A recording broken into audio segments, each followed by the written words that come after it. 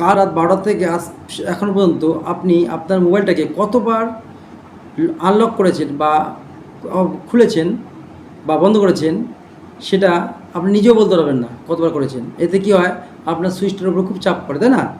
কিন্তু আমি আপনাদের আজকে একটা সেটিং দেখিয়ে দেবো, আপনার সামনেই আছে সেটিংটি, যেটা দেখলে আপনি বুঝতে পারবেন আপনি কতবার আনলক করেছেন আপনার মোবাইলটাকে। চলুন আমরা এই সেটিংটা একটু স্ক্রিনশটের মাধ্যমে দেখে নিই, এবং তার আগে বলে দিচ্ছি যারা দেখছেন তারা লাইক কমেন্ট শেয়ার করবেন এবং অবশ্যই ফলো করবেন, আর যারা ইউটিউবে দেখছেন তারা অবশ্যই সাবস্ক্রাইব করবেন। চলুন আমরা স্ক্রিনশটের মাধ্যমে ভিডিওটা দেখে নিই। প্রথমে আমরা চলে যাব সেটিংয়ে ক্লিক করব। সেটিং ক্লিক করার পরে দেখুন সেটিংটা চলে আসলো।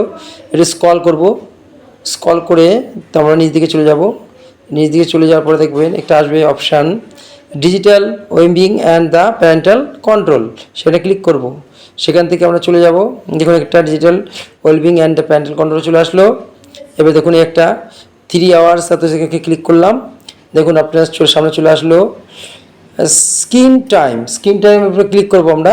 এখানে যে আসবে চলে আসবে এখন টাইমস ওপেন করব। এবং দেখতে পাবো আমরা, দেখুন এখানেই চলে আসবে 46 বার আমরা আনলক করেছি আজকে মোবাইলটাকে, সেটাকে